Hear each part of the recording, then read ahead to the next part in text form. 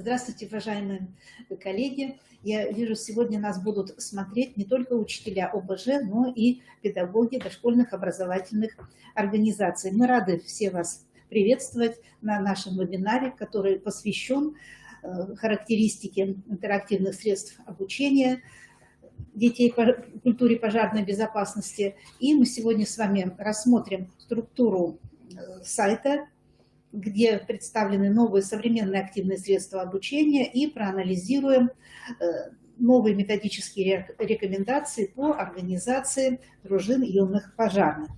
Сегодня на нашем вебинаре присутствуют Попова Лилия Владимировна, главный специалист-эксперт управления надзорной деятельности и профилактической работы Главного управления МЧС России по Республике Коми.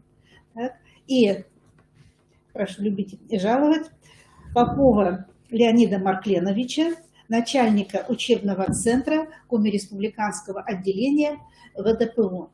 Итак, слово предоставляется Поповой Лилии Владимировне. Пожалуйста, Лилия Владимировна. Добрый день, уважаемые участники вебинара. Меня зовут Попова Лилия Владимировна, и я являюсь сотрудником Управления надзорной деятельности и профилактической работы Главного управления МЧС России по Республике Коми. Одним из наших направлений деятельности, достаточно такой очень большой блок, является предупреждение гибели и травмирования детей на пожарах, которое, я считаю, что никогда не потеряет своей актуальности. К большому сожалению, за последние 10 лет на пожарах мы потеряли 39 детей, и еще 80 детей получили травмы различной степени тяжести. Я считаю, что для нашей республики это действительно такие плачевные, горькие цифры. И главным управлением ведется работа, большая по тому, чтобы, конечно, таких случаев вообще не было, или было, но очень-очень-очень мало. И одной из основных форм профилактической работы с детьми является их обучение мерам пожарной безопасности. Вот это в первую очередь.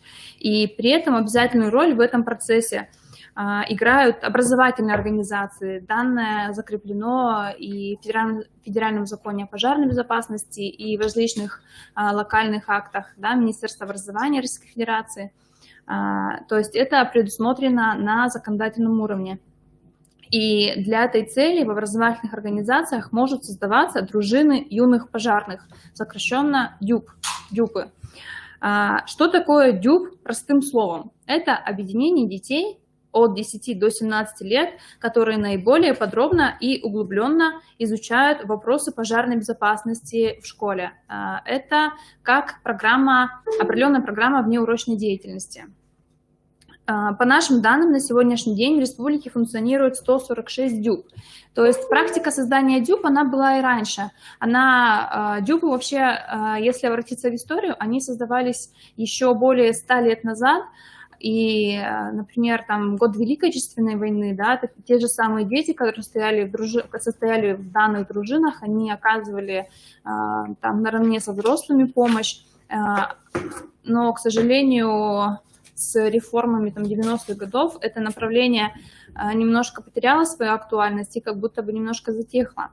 И в связи с этим МЧС России в целом считает, что это необходимо возрождать. Это действительно не только полезная деятельность для детей, но и достаточно увлекательная, потому что им возможность такая предоставляется обратиться в мир пожарной охраны, в мир МЧС России, в мир спасения людей и предупреждения пожаров.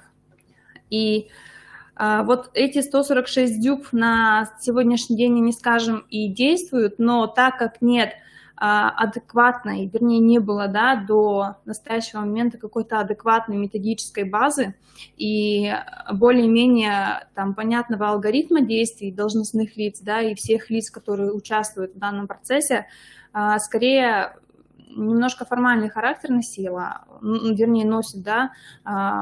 функционирование ДЮП. И в связи с этим мы обратились в КРИРО и совместно с КРИРО разработали методические рекомендации. которые как раз-таки направлены на систематизацию и закрепление единого механизма организации деятельности ДЮК в образовательных организациях Республики Коми. В методических рекомендациях мы постарались определить все: порядок организации ДЮК, ответственных субъектов, виды и формы деятельности ДЮК, формы взаимодействия ДЮК. Предложена типовая программа курсов неурочной деятельности. В приложениях к методическим рекомендациям приведены образцы всех формализованных документов, которые рекомендованы к разработке и к использованию в деятельности дружин юных пожарных.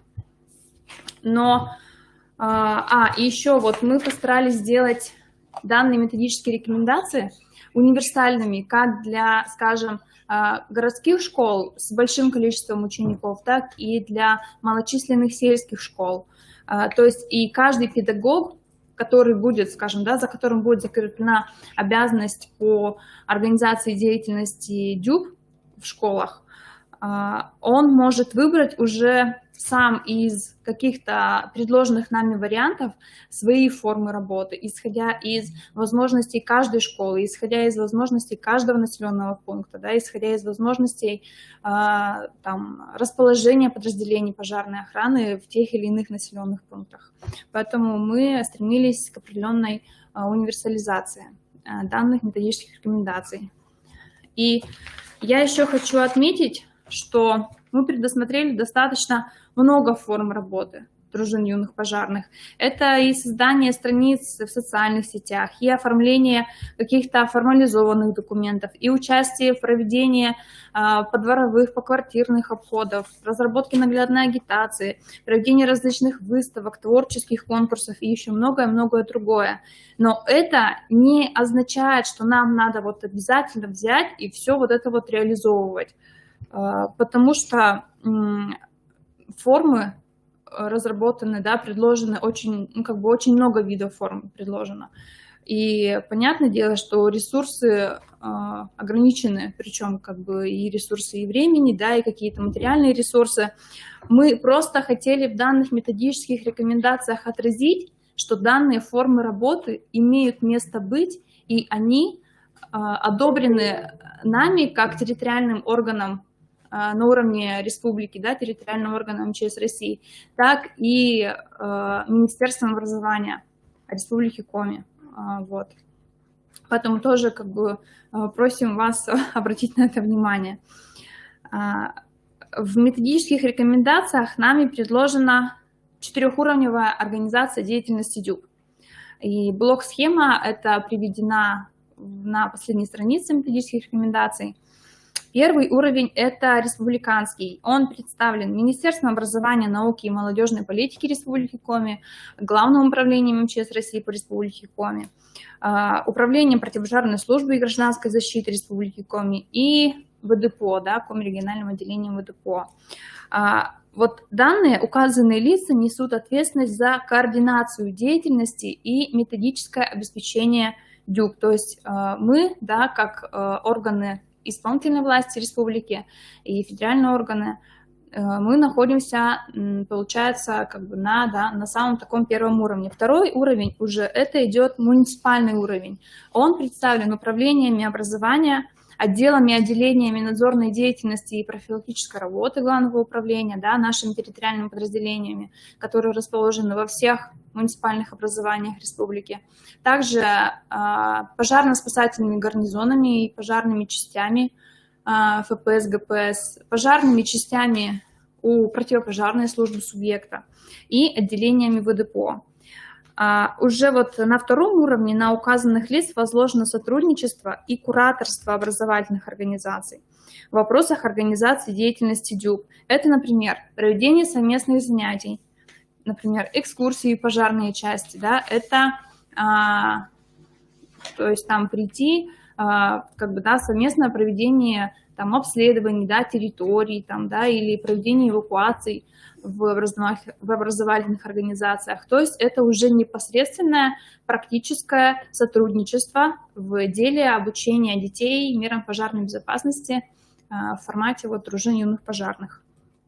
Третий уровень – это локальный, он представлен непосредственно уже образовательными организациями республики. на которые и возложены полномочия по непосредственной организации работы ДЮБ. То есть это закрепление ответственного педагога или же выделение, там, скажем, помещения, да, специального класса, составление программ неурочной деятельности и так далее. То есть третий уровень, он локальный, он на уровне конкретных образовательных организаций. И четвертый уровень – это непосредственно сама ДЮБ. Вот. Там тоже есть определенная система распределения ролей. В связи с этим мы считаем, что вот такое вот распределение обязанностей, оно все-таки поможет нам в достаточной мере организовать работу по обучению детей мерам пожарной безопасности, начиная от региональных органов власти и заканчивая конкретным, да, ребенком, конкретным учеником, который волеизъявил поучаствовать и в таком вот формате обучения. И в свою очередь, да, со стороны вот главного управления я хочу отметить, что мы будем контролировать свои территориальные подразделения, чтобы они должным образом выполняли работу в своей части. Потому что у них в показателях оценки деятельности ежемесячной есть такая графа, что за организацию деятельности дружин юных пожарных и за создание ДЮБ, да, за участие в работе ДЮБ, они получают, скажем так, да, определенные баллы, потому что у нас есть бально-рейтинговая система оценки деятельности данных территориальных подразделений. Поэтому они заинтересованы как бы в том, чтобы работать с вами вместе в эффективной взаимосвязи. И я знаю, что предварительно вы уже ознакомились с методическими рекомендациями. И Нина Дмитриевна, если что, она готова собрать вопросы, которые у вас возникли, да, исходя из вот моего выступления, да, исходя из изучения методических рекомендаций. И если у вас возникнут, вы, пожалуйста, обязательно отправляйте, и через нее же я направлю вам ответ. То есть я подготовлю и направлю вам ответ.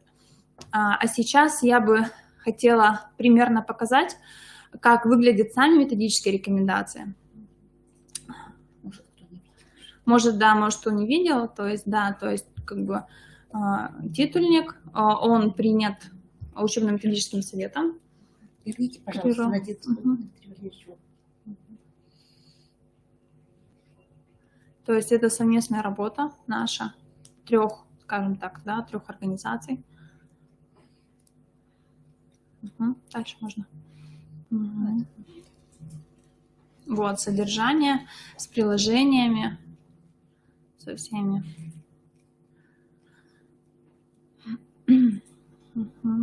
Пояснительная записка. Здесь мы приводим определенные статистические данные по пожарам и их последствиям с участием несовершеннолетних. Вот как раз это те цифры, которые говорят нам о том, что нам надо все-таки беречь наших детей от пожаров, защищать их. И самое, наверное, эффективное – это обучение их мерам пожарной безопасности. Конечно, тоже много несовершеннолетних гибнет до 7 лет, да, то есть до того, как они могут сознательно воспринимать там действительность, да, и принимать определенные меры к спасению себя, да, в случае возникновения пожара. Здесь уже у нас следующий блок, уже это большая работа проводится с родителями. Информацию в приложениях посмотрим, там да, можно, да, спуститься потом.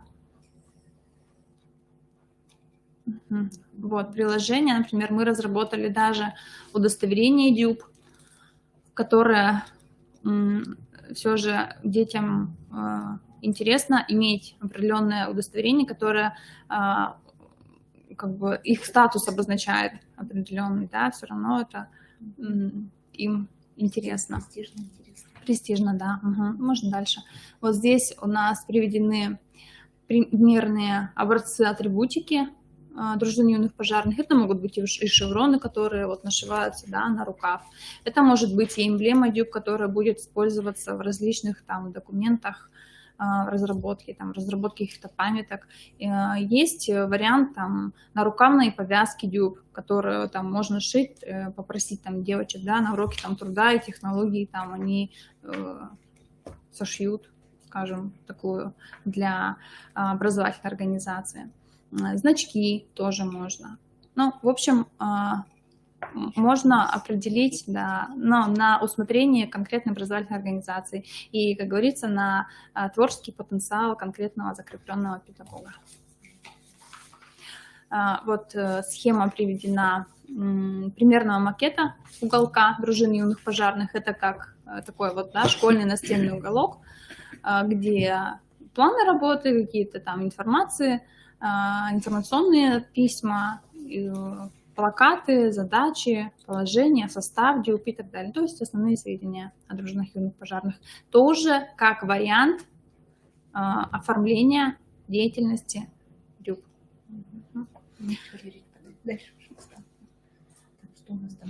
Вот, и как раз я что вот говорила по поводу блок-схемы организации деятельности дружины юных пожарных. То есть сверху идет уровень, он идет уровень региональный, по координации деятельности и методическому обеспечению. Здесь вот представлены 4 региональные организации. Вот Министерство образования, мы, да, как Главное управление МЧС России, Управление пожарной службы и гражданской защиты Республики Коми. Это та организация, к которой относятся пожарные части в селах, в деревнях, да, не в муниципальных центрах, да, потому что пожарные части в муниципальных центрах — это пожарные части МЧС России, а именно вот таких вот небольших селах это относится вот к ним. И вот ВДПО. Потом второй уровень — это муниципальное образование, уровень муниципальный — это управление образования, наше отделение, пожарно-спасательные части тоже наши, да, МЧС России, пожарные части противопожарной службы Республики Коми и отделение ВДПО. Отделение ВДПО есть в городе Воркута и в городе Красногорск, да? И вот в Сыктывкаре тоже есть. Потом организация, непосредственная уже организация деятельности ДЮ, вот это вот образовательная организация республики и вот сама вот дружина юных пожарных. У меня все. Спасибо вам большое за внимание. И если что, обращайтесь. Если что, можете написать мой номер телефона. По данному номеру телефона, в принципе, можно обращаться и по другим вопросам в области профилактики гибели детей и травмирования детей на пожарах. Это 40 98 32. Зовут меня Попова Лилия Владимировна. И если что, я по возможности, по мере возможности окажу вам какую-то помощь, которая вам нужна будет. Да, 40 98 32. Все, спасибо большое. Спасибо, Лилия Владимировна. Так, ну, данное пособие методическое, оно ориентировано в основном на обучающихся с 4 класса по 11 класс включительно. А вот какими средствами формировать культуру пожарной безопасности в ходе уроков, в ходе внеурочных занятий, на занятиях в системе дополнительного образования. Об этом расскажет Леонид Маркленович Попов. Пожалуйста, Леонид Маркленович. Добрый день, уважаемые коллеги. Приятно вас ощущать, хоть и незримо, но вы здесь присутствуете. Я постараюсь вам немножечко рассказать о нашем сайте, который создала МЧС России и Всероссийское добровольное пожарное общество. Этот сайт – огромное подспорье вам в работе. И сейчас мы не будем долго говорить, перейдем сразу к сайту, я вам покажу. Сайт называется очень просто vdpo.rf.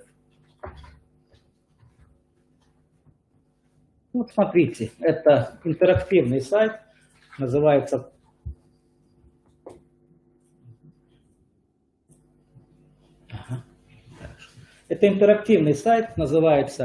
«Пожарно-техническая выставка». В него включается очень-очень много разделов. Но вкратце я покажу вам, вот скажем, о проекте. Прекрасная есть аннотация, для чего создан этот сайт. Если на главную страницу мы перейдем, мы сразу увидим карту страны. И в карте страны мы увидим наши округа. Нас больше всего интересует, конечно, северо-западный. Давайте северо-западный нажмем. Наверное, надо мультяшки. Да, ну, северо-западный нажмем. Ну и, конечно, Республику Коми наберем. Вот Республика Коми. Что мы видим на этой страничке по Республике Коми? Мы видим ссылку на сайт ВДПО Коми, ссылку на сайт МЧС, Главного управления по Республике Коми, историю, музей, выставки, которые находятся у нас, памятные места. Ну, можем в памятные места, допустим, найти. Наверху, пожалуйста, пройдите еще раз. Вот, и зайдем в памятные места, допустим. Вот. И вот здесь раскрываются у нас различные те памятные места, которые у нас есть в Республике Коми.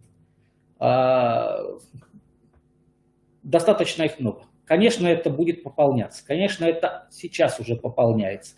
И таких мест у нас в республике значительное количество. И если эти места у вас, которые связаны с пожарной безопасностью, с пожарным делом, мы, конечно, ждем от вас и обратную связь. Мы сюда обязательно разместим и ваши предложения вот по этим вещам. Наши ветераны, династии, книга памяти. Ну вот, скажем, если мы перейдем в историю, замечательный факт есть вот, в историю. Посмотрите, в городе Сыктывкаре с 1813 года первый был пожарный доброволец. Но откуда такие факты вы узнаете из книг? Ну вот, наверное, только вот из нашего сайта, где собраны такие моменты. Причем это собранные моменты не только по Республике Коми, а по всей стране. В каждой, если вы зайдете области, есть эти вещи. Ну вот дальше перейдем. Скажем, виртуальные музеи, вкладка наверху. Первая. Нет, самый, да. Это, допустим, вот посмотрите, здесь представлены более 30 музеев пожарной охраны, располагающиеся у нас на территории Российской Федерации. Наш музей, который у нас находится на Каланче, Сыктывкарский, сейчас прошел цифровую обработку и будет в ближайшую неделю добавлен сюда. Сейчас эти данные у нас переправлены в администрацию, точнее на сисадмину этого сайта, и он обязательно его включит. Замечательно. Любой, вот город Киров откроем, посмотрим, что там находится. Вот посмотрите, виртуальный тур, все оцифровано. Можем посмотреть, где, что находится, пройти в музей, нажать, показать различные предметы, которые там находятся. Ну, в общем, практически подспорье вам огромное посмотреть, что там. Ну вот, скажем, можно назвать вверху в левой стороне находится, прямо в левый вверх, где наушнички, ну вот, аудиогид, который расскажет полностью вам об этом музее. Ну, дальше пойдем, потому что не будем останавливаться. Сайт огромный, сайт большой, огромное подспорье. Вот, скажем, дальше пойдем. Учебный центр, вкладка. Учебный центр Коми республиканское отделение ВДПО ведет огромную работу по обучению добровольцев пожарных, служащих, рабочих, детей, дошкольного возраста, школьного возраста, студентов. Обучение пожарно-техническому минимуму, различные вещи. Здесь будут представлены программы обучения, интерактивные вещи, лекции. Представлены будут различные видеоролики. Ну вот, скажем, если мы пройдем, чтобы вам понятно было, как к видеоролику подойти, потому что несколько видеороликов снято с привлечением профессиональных актеров у нас. Наверх поднимитесь, пожалуйста. Вот подробнее, где обучение пожарно-техническому минимуму. Вниз можно спуститься. Вот, вниз. Вот этот ролик можно и нажать. Просто продемонстрировать, как это бывает. Знания о безопасности никогда не бывает слишком много. И если вы руководитель в учебном заведении, на производстве или в любом другом месте, то ваша обязанность организовать противопожарный инструктаж. Все ваши сотрудники... Вот таких роликов снято порядка 10. Эти ролики рассказывают об инструктаже, о правилах пожарной безопасности при эвакуации, раскрывают статистику, раскрывают про добровольцев. В общем, рассказывают о первичных средствах пожаротушения, о действиях персонала при эвакуации, об огнетушителях. Очень много информации по учебе. Но это, скажем, чуть-чуть дальше. Ну, перейдем в другой это библиотека. Почему я пропустил культуру безопасности? Поскольку на ней мы остановимся довольно подробно. В библиотеке, вот посмотрите, представлены очень много материалов. Вот, скажем, тот же Дюб, можно на Дюб перенести. Вот страничка с левой стороны, где что? Дружина юных пожарных, вот книги, которые у нас по дружине юных пожарных. Откуда можно брать? Пожарная безопасность, учебное пособие для членов добровольных пожарных дружин. 188 страниц текста. Все занятия расписаны. Или берите, знакомьтесь, читайте, просвещайте свою дружину юных пожарных. Ну и, конечно, историческая вкладка. И вот таких вещей достаточно много, если посмотреть по оглавлению. Да? Вот, скажем, журнал, можно перейти в другую строчку. Ну, не здесь уже, но здесь журнал — это пожарное дело, стандартный журнал, а вот наверху, да, журнал идет. Вот посмотрите, здесь справки, очерки, статьи различных людей, заинтересованных, тех, кто болеет душой за пожарное дело, тех, кто достаточно к этому неравнодушен. Ну, конечно, это люди и состоят в Всероссийском добровольном пожарном обществе, но и те, которые могут не состоять. Вот, скажем, можно нажать тоже наши рубрики, вот что нажмем? Давайте культуру безопасности как раз. В культуре безопасности вот представлены все статьи, которые относятся к этой части. Ну вот, скажем, то, что я буду чуть подробнее остановлю, вот эта вот статья «Правила пожарной безопасности» могут быть не только полезными, но и интересными. Про интерактивность немножко этого сайта. Можно вниз немножко опустить. Вот. Коротко о главном пожаре в многоквартирном доме. И вот таких вот материалов здесь очень-очень-очень много. Ну что ж, давайте тогда перейдем вот к культуре безопасности наверху. И откроем вкладку самую интересную. Онлайн-тренажеры. Вот посмотрите, что здесь представлено у нас в онлайн-тренажерах. Ну, во-первых, возраст 10-15, 9-12, 6-9. Да? Во-вторых, вот наверху, где типы тренажеров, да, каждая вкладка – это вид тренажера. Для взрослых, для старшего поколения. Вот посмотрите, первые две вкладки. Можно первые две вкладки? Это расследование, да, и вторая вкладка. По материалам дела, как судебное разбирательство. Отлично, в которых нужно не только читать, а проявить еще и аналитический ум и постараться понять, с чего же это прошло. Мы примеры приведем, посмотрим. Для самых маленьких, вот стихи, следующая вкладка, да, стихи. Нажмем стихи и выделим 6-9 лет. Можно выделить 6-9 лет. И мы сразу отделяем, скажем, возраст детей, которым стихи вот для 6-9-летнего возраста. Назовем, скажем, вот вызов пожарной охраны. Эта вкладка вот здесь вот, да. Можно нажать и посмотреть, что это из себя представляет. Начинаем игру. Вот здесь вот надо расставить слова. Если дома появится сильный, понятно, дым, ставим. Набери по телефону 01. Если нету телефона, позови людей с балкона. Если дома появился сильный дым, набери по телефону 01. Если нету телефона, позови людей с балкона.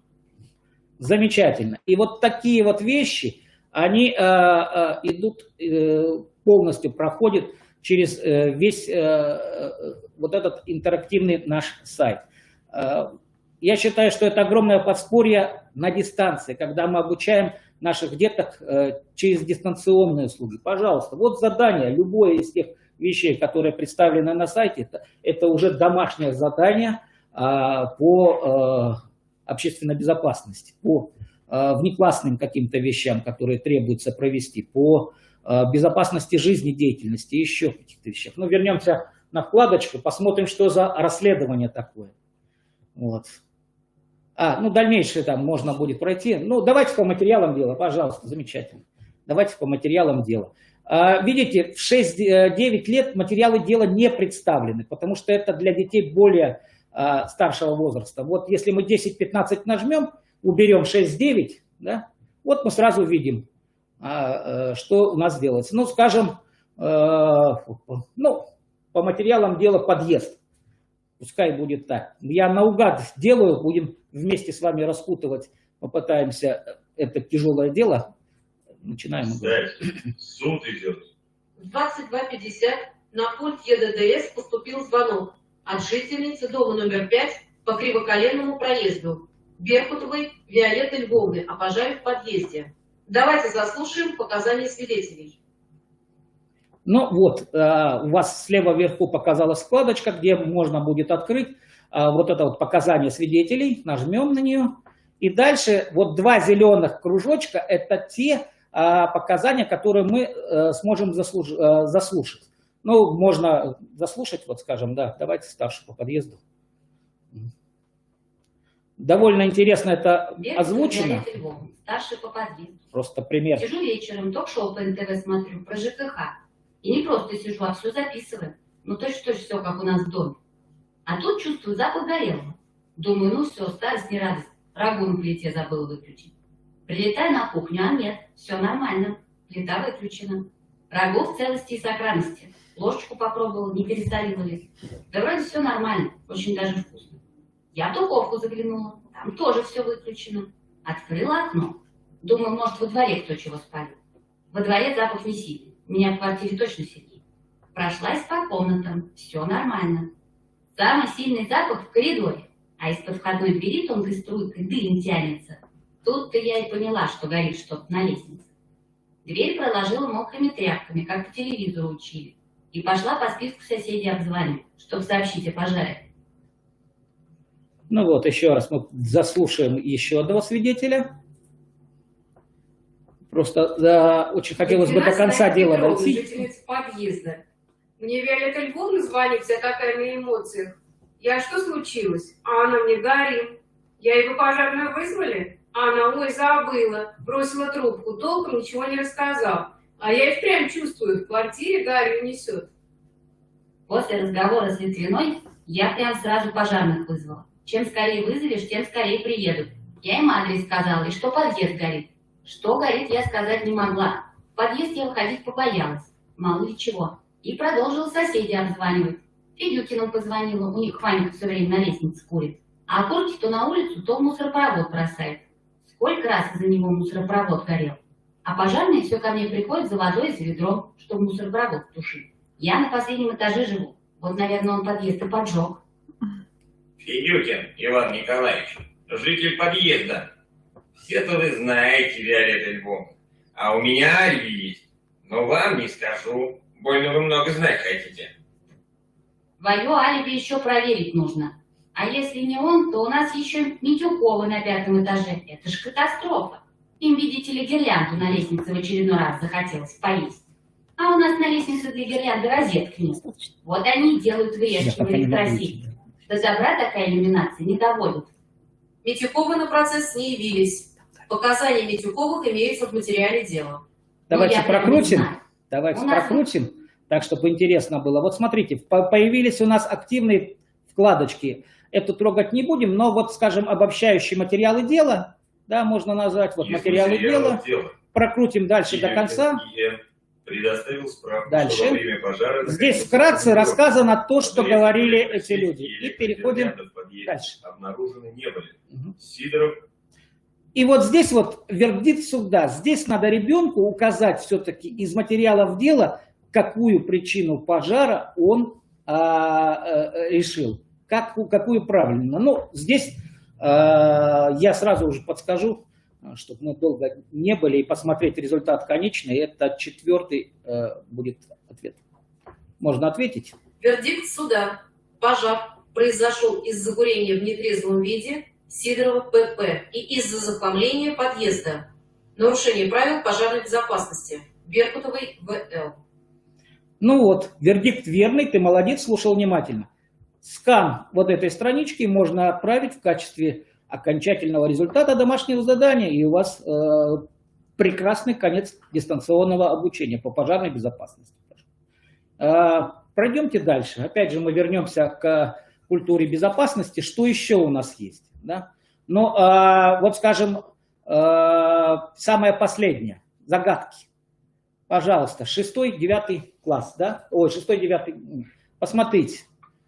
Типа тренажеров, загадки. Ну, любую загадку можно включить. Ну, не знаю, пожарный. Давайте включим пожарный. Удобно будет. У меня есть для тебя несколько загадок, послушай, постарайся отгадать. Начать игру. Если вдруг пожар случится, кто быстрее всех примчится на машине ярко-красной, чтобы залить огонь опасный? Можно написать и нужно написать пожарное слово или огнеборец. Здесь я, честно говоря, не знаю, какой больше подойдет, но и дальше можно пройти.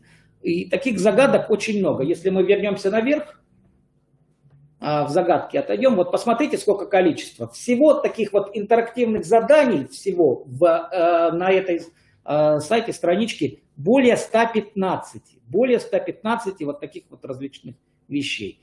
Мы что не затронули еще здесь? Есть викторины, где у нас пожарный мальчик, это робот, и вот здесь вот у нас что, викторины.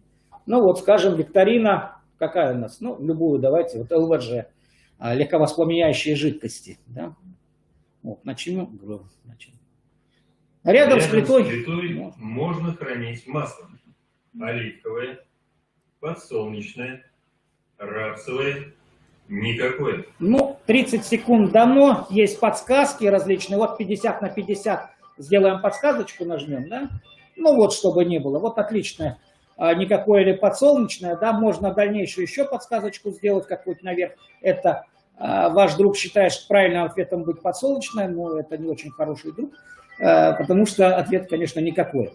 Это правильный ответ. Вот смотрите, мы получаем звание младший сержант. Итак, ребенок у нас доходит до генерала, отвечая на все 15 вопросов. Вот. Можно закончить. Можно закончить. Да. Я еще раз обращаю внимание, что это очень-очень замечательный сайт, на котором вы в своей работе найдете достаточно много материалов по пожарной безопасности. Не только по обучению дружины юных пожарных, не только для того, чтобы наши дети свой кругозор в пожарной безопасности увеличили, но и для себя лично. Для себя, как для преподавателя, вы откроете очень много интересной и полезной информации. Из истории, из тех материалов, которые представлены здесь. Надеюсь, это вам будет в помощь, и на этот сайт вы будете достаточно часто заходить. Не только, скажем, когда мы проводим уроки безопасности, но и в повседневной жизни. Спасибо за внимание. Коми республиканское отделение ВДПО всегда вам поможет. На нашем сайте вы найдете контакты мои и всех остальных сотрудников. Как Лея Владимировна сказала, что местное отделение у нас в Воркуте и в Сосногорске. Коми республиканское отделение базируется в Сыктывкаре, но мы, конечно, работаем полностью по республике Коми. Звоните, пишите, будем вам помогать в этом деле. Спасибо еще раз. Большое спасибо, Леонид Мартынович.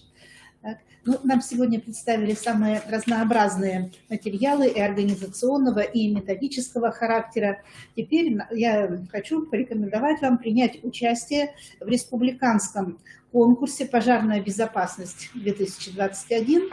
И этот конкурс будет проходить среди и педагогов общеобразовательных организаций и организаций дополнительного образования.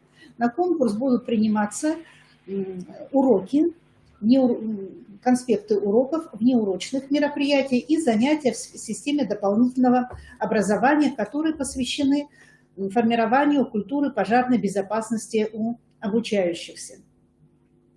В октябре будет проведен вебинар, где-то ближе к концу октября будет проведен вебинар об этом конкурсе, где будет рассказано о положении, так, о том, как правильно оформлять материалы. Материалы будут приниматься как по электронной почте. Конкурс будет дистанционный. Вам нужно будет прислать конспекты мероприятий, обязательно видеозапись проведенного мероприятия и видеозапись самоанализа этого мероприятия. Дополнительные баллы будут начисляться за включение в эти конспекты той информации с сайта ВДПО, которую вам сейчас продемонстрировали. Как вы будете активно, творчески использовать представленный материал.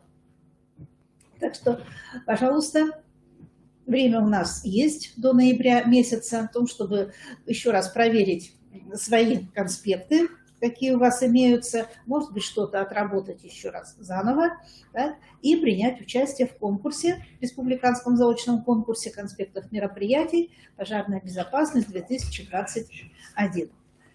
На этом мы с вами заканчиваем нашу работу, завершаем работу вебинара. Да. В информационных письмах, которые были направлены в управление образования, представлены контактные данные. Значит, меня зовут Новикова Ирина Дмитриевна, я осуществляю руководство Республиканского методического объединения учителей ОБЖ и буду ждать от вас, соответственно, ваших вопросов, ну а в скором будущем и конспектов ваших мероприятий. Всего вам доброго, до свидания, будьте здоровы, всего хорошего. Всего доброго, до свидания. Всего хорошего.